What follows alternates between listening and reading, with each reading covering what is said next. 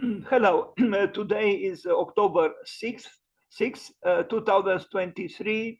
And besides being today the birthday of Le Corbusier, is also the birthday of Vico Magistretti, an important designer and architect from Italy. And we'll pay homage to him first. To Le Corbusier, we'll pay homage tomorrow on the 7th of October, because I thought that about Le Corbusier is a little bit difficult, if not impossible, to talk only in an evening presentation. So tomorrow I will dedicate the whole day to Le Corbusier. But let's talk about Vico Magistretti. Vico Magistretti, as you can see, born on October 6, 1920, and died in September 19th, 2006, was an Italian industrial designer, known as furniture designer and architect, a collaborator of humanist architect Ernesto Nathan Rogers. One of Magistretti's first projects was the poetic round church in the experimental Milan neighborhood of QT8. He later designed mass-produced appliances and furniture for companies such as Casina, a very important furniture manufacturer, and won several awards, including the gold medal of the Chartered Society of Industrial Artists and Designers in 1986. This was the man on the cover of Domus magazine. And it's not so easy to arrive on the cover of a Domus magazine, but he did. And when he was still young, this was him, a little bit, well, maybe more than a little bit older. And I particularly like him in this picture. So, Vico Magistretti. La semplicità è la cosa più difficile del mondo. The simplicity is the most difficult thing in the world. And it's possible that Constantin Brâncuș would have agreed with him, but not only him. Anyway, let's contemplate some of his works. As a designer first, he designed many chairs.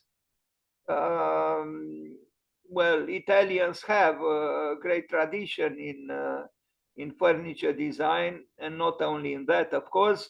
And there were important architects who were also designers, and they all designed all kinds of objects.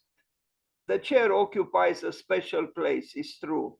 Many architects design chairs. And Mies even said that a chair is more difficult to design than a skyscraper, but maybe obliquely he referred to the fact that he needed the help of Lily Reich, who was his romantic partner for many years, and also who had a role in the furniture designs of so-called Mies. Apparently, after Mies, distanced himself from Lily Reich, he even stopped doing designs for furniture. But the famous Barcelona chair was designed by both together, and apparently the role of Lily Reich was high, but recognized a little bit late, as unfortunately is the case with many women who have a creative role, and it was not considered sufficiently for a long time. Anyway, the Vico Magistretti did work alone, and we can admire the simplicity and the elegance of this chair. Unfortunately, these chairs are not for proletarians.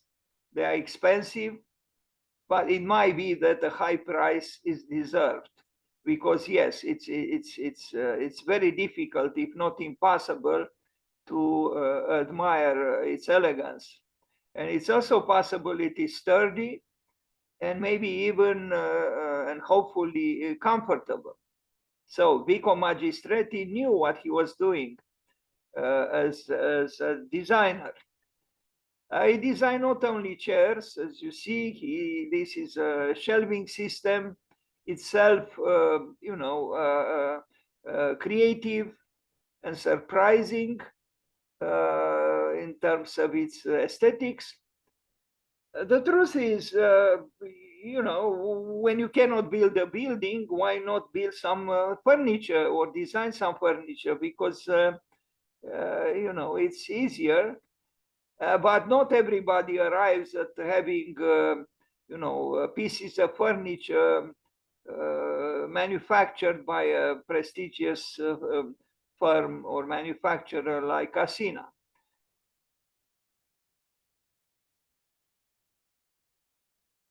As you can see, he designed other things, and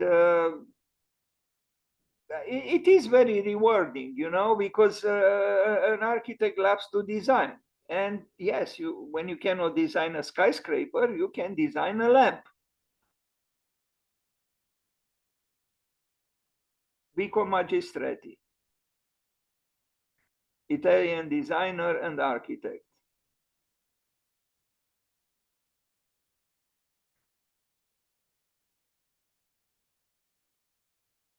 I love this chair, and it's probably also very lightweight, meaning it uses a frame that is made of high quality wood, probably teak.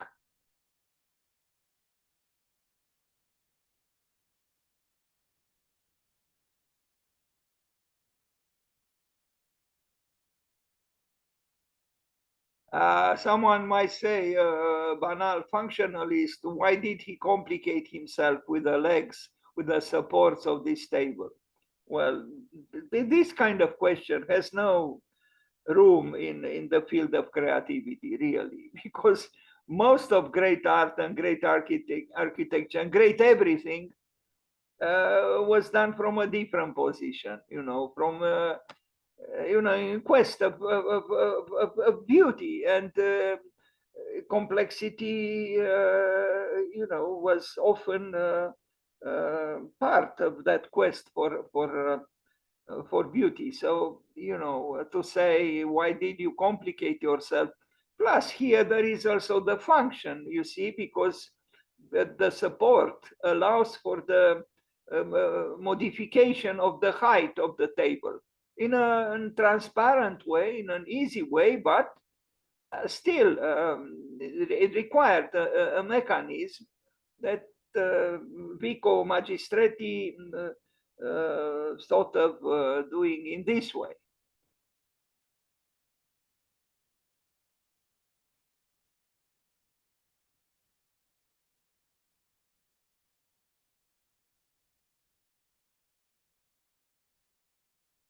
But there is a difference, actually, although an architect can and often is a designer, there is a difference, a subtle difference between the work required for designing objects, I include furniture here as well, and designing a building. But they are related.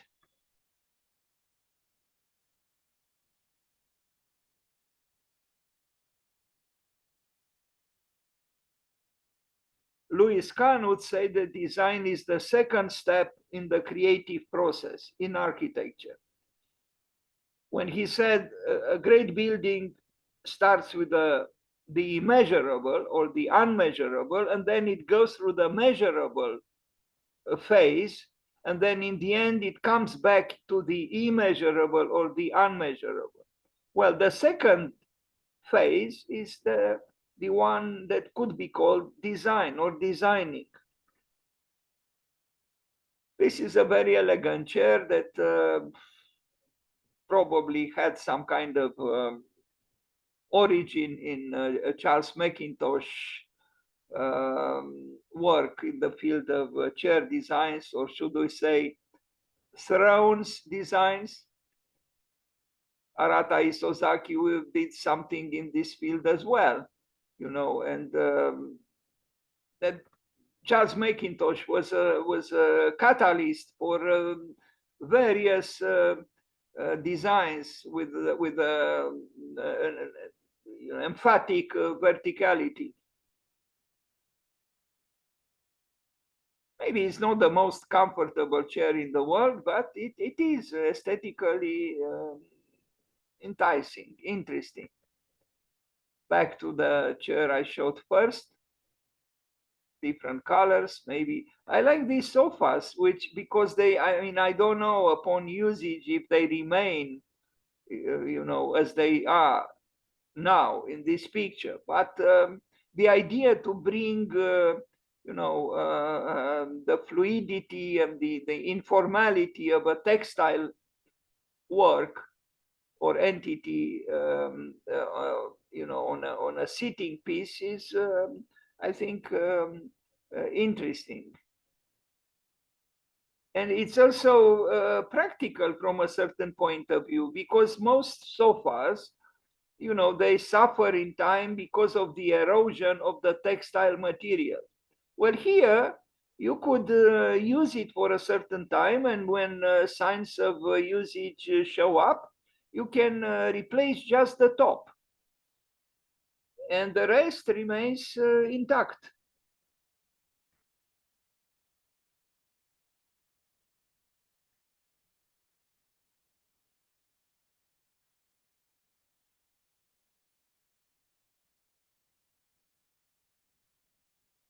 Craftsmanship, of course, in Italian designs is always exquisite. And I like the fact that even the informality or the science of usage are not diminishing the aspect of the work, that the work welcomes even unplanned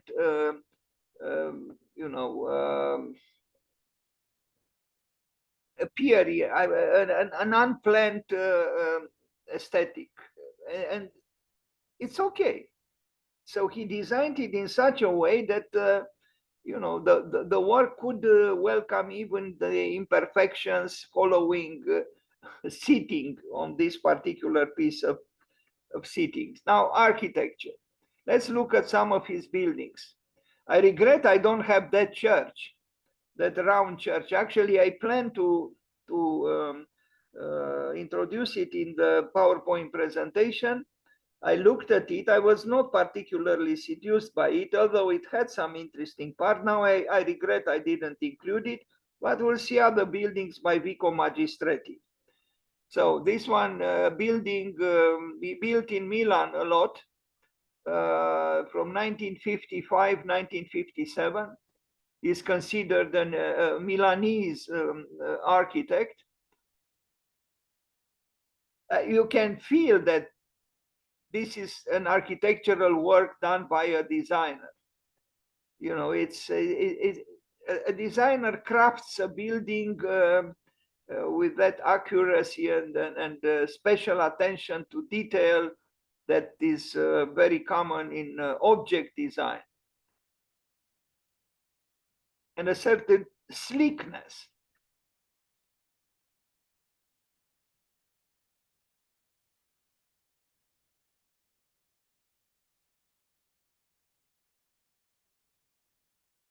Vico Magistretti in Milan.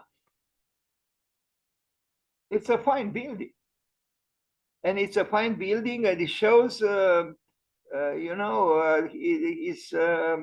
creativity in the usage of the windows and the glass of the windows. It's not the typical or banal curtain wall or any kind of windows. I mean, you compare the building on the right and the building on the left, the little we see, with the building designed by Vico Magistretti. And these are the plan. I mean, this is the plan and the sections to the building. Well, maybe the plan doesn't say so much, and maybe even the section.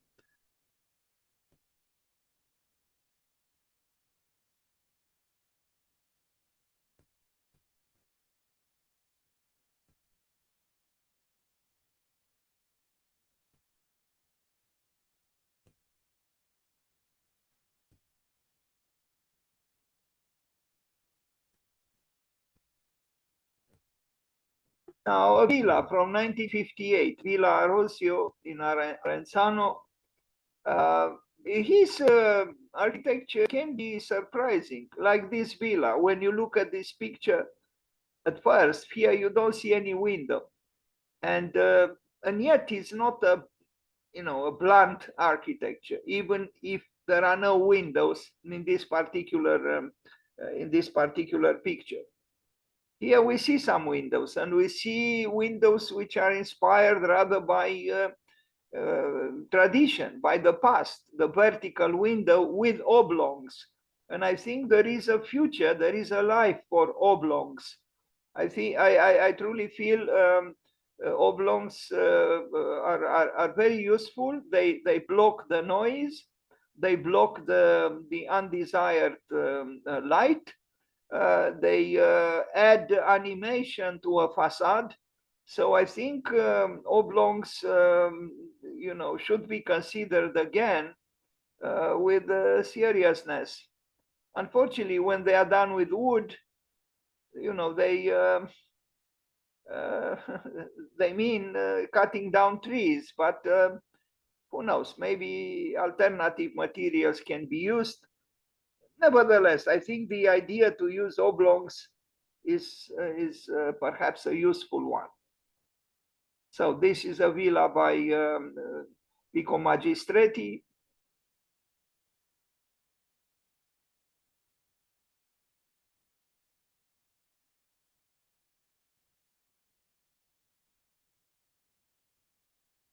Not too many architects would slant the corners in this way.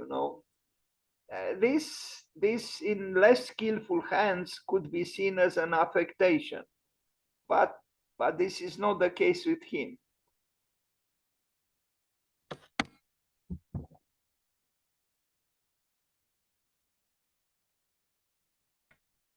Casabella, Rivista Internazionale di Architettura e Urbanistica. I think, well, it shows this particular villa by Vico Magistretti. It's possible he also was involved, because, like many Italian architects and designers, they also worked as writers, as editors of important architecture and design magazines. It is a constant of the in the field of modern architecture and design in Italy. They are involved in education, in teaching, in publishing, in doing object design or industrial design, and in building buildings. This is, though, an interesting house, and I wish I presented it a little more with more images. But let's move forward. Building in Via Leopardi from 1961 with Guido Veneziani. Today, I received, and you probably did too, another issue of Design magazine with reference to unexpected brutalist architecture in Italy. And indeed, they had some very interesting, enticing, exciting architecture built in what is called the brutalist mode. But Vico was not a brutalist architect. As you can see, this building too, he was a promoter of elegance. And I think he was convincing as such. And this is another example of him as being an excellent designer, architect, or architect designer. Inside the courtyard is a little bit different than what we see towards the street. But it's still a well-articulated architecture, brick architecture. I see here some balconies which remind me of later work done by Taller de Arquitectura near Barcelona.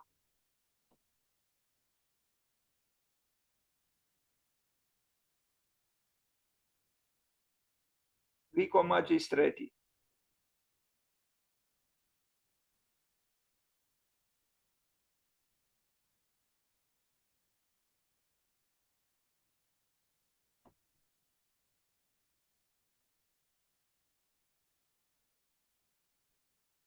You see, every window has a particular design. It's not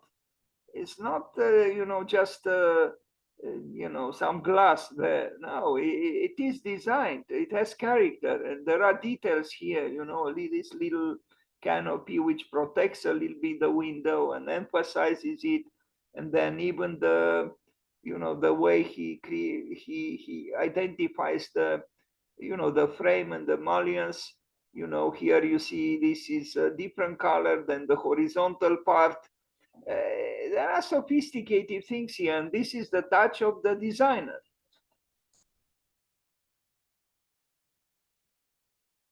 Don't know. This picture is probably taken during the refurbishment of the building, I guess. Anyway, it is quality work. It's clear.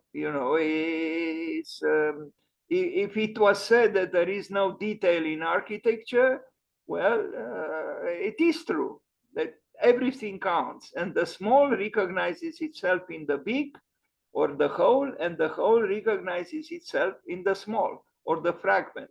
And the drawing itself that generated the scheme that he built is almost artistic. No, is not inhibited. Is a study, but it shows a sensitivity that is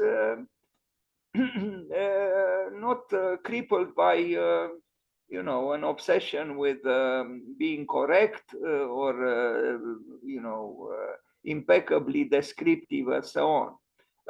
Golf club, again with Guido Veneziani. Another elegant building by Vico Magistretti.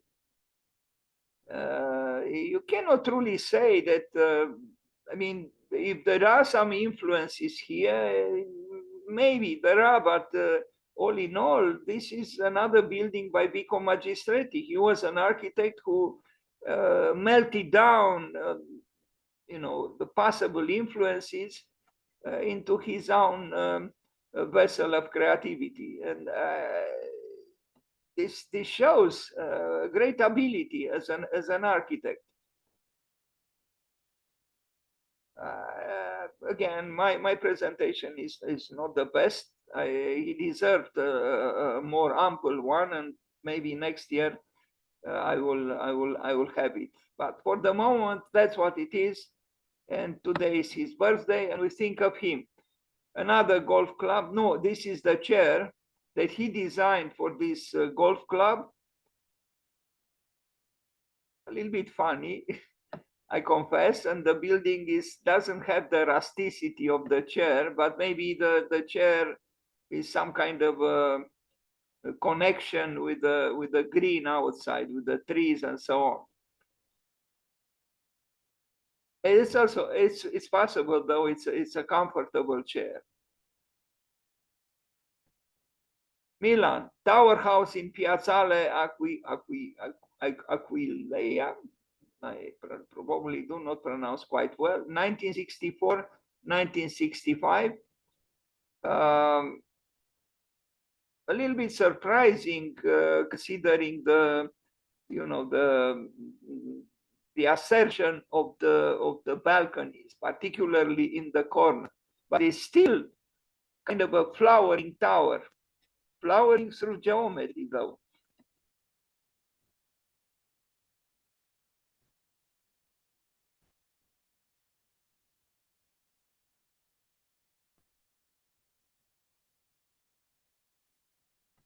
It is a robust tower, and with variety in unity. You wouldn't really anticipate, looking at the building, the plan.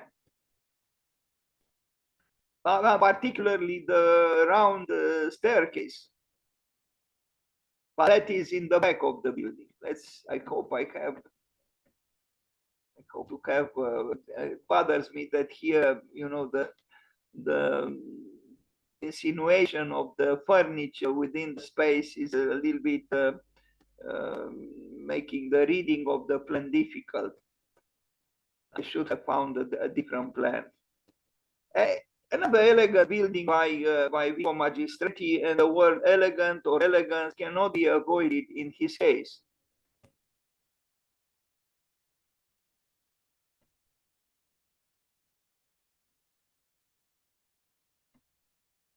He is not an outrageous architect. He is not someone, he's not really trying to, dwarf us with his, iconoclastic visions. But he's a very elegant architect who creates buildings that are crafted like the objects he crafted.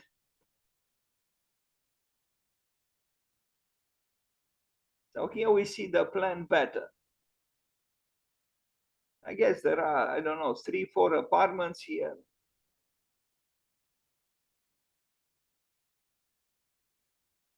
And the fact that he problematizes the corners of the rooms, if I am to say so, the um, the interest that architects had in modern times to break the box, and the windows are possible tools in this respect. So you break the corner. It is in the corner where two walls meet that is the place where you can do this more emphatically. And this is what this drawing suggests too in the case of Vico Magistretti. In the case of the view of the building, it becomes a little bit less spectacular, because here you see the walls and then you see the disappearance of the walls in the corner. You expect more elusiveness in the corner, but because of the massivity of the balconies, uh, what the plan suggests is less obvious. But if you analyze this, you do see that there is a corner window, and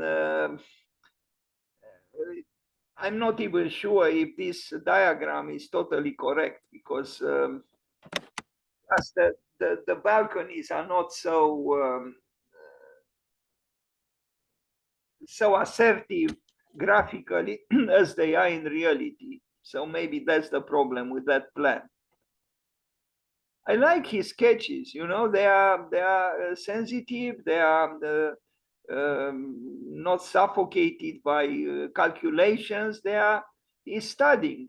He's studying the anatomy of the building with seriousness, and I think it's even a fine drawing. I mean, graphically speaking. And look at this unexpected so-called detail at the top.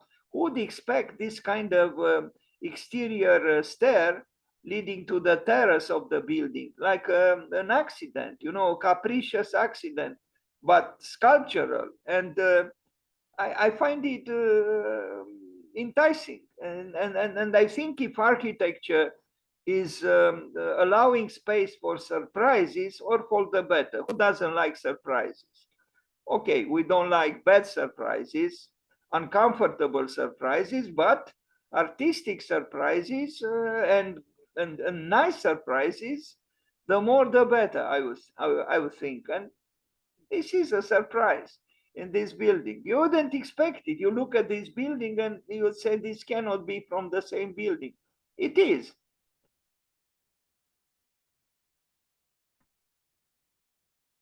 It's just in one place. Torre al Parco, 6. This is the plan. Other apartment, it's another block of flats, another apartment. Again, I wouldn't expect these buildings to be, destined for proletarians, but even a proletarian could benefit from it, passing by and looking at it and admiring it, even if he or she doesn't live in it. This is indeed a tower for an European city, especially from those years in Milan.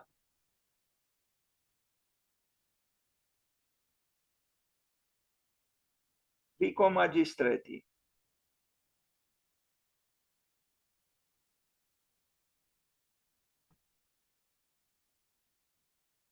It is actually taller than I expected.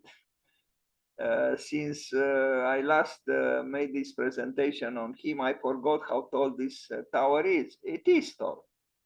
Well, not for an American city, but for an European city, and especially from 50 years ago or so.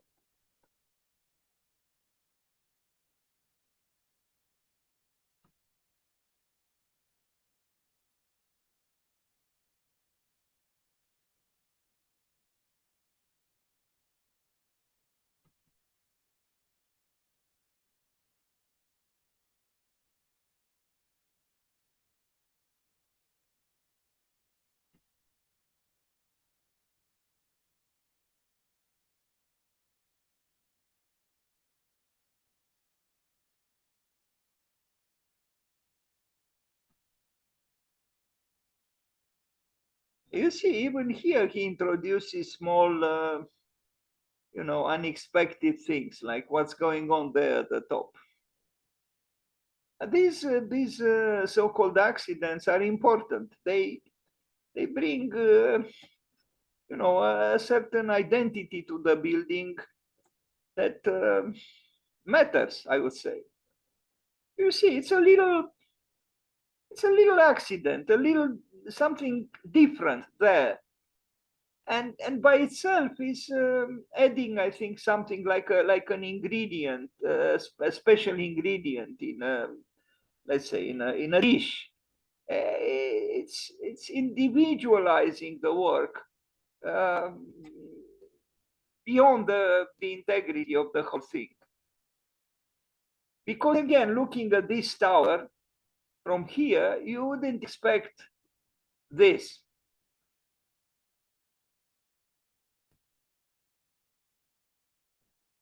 A house for a nephew.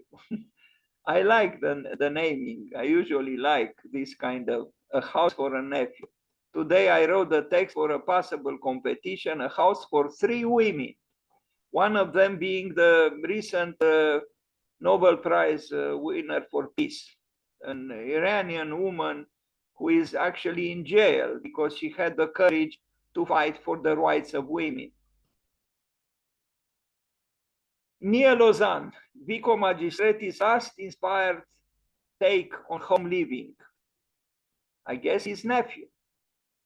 And you look at this building and you don't see something that immediately makes you say wow, because of a subtle clin d'oeil towards the past. It even has sloping roof, as opposed to a lot of modern architecture which used and uses flat roofs. But not this one, the house for the nephew.